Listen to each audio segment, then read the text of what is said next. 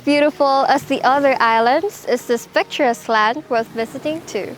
Situated where the sun hits the water perfectly, your eyes will be amazed with its movement and sparkles. Feel the breeze under the trees in Virgin Island.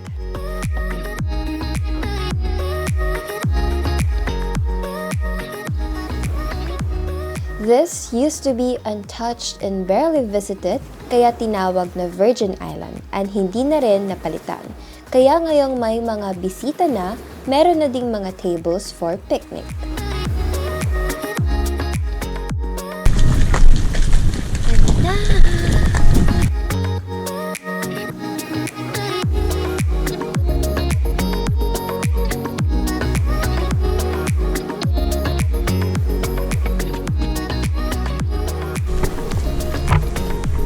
Virgin Island!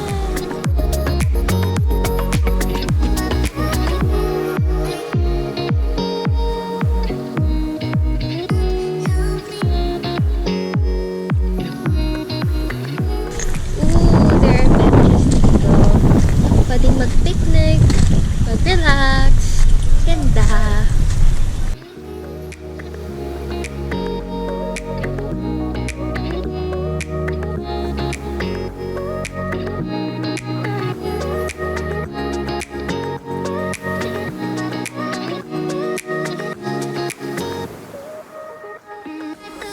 Ganda ng beach! And puro corals yung aapakan mo dito. Ganda naman!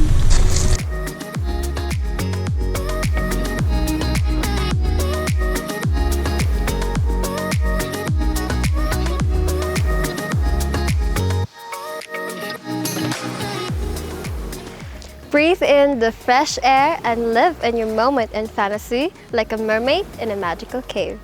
Its simplicity will allow you to reflect on life as the sky reflects on the sea.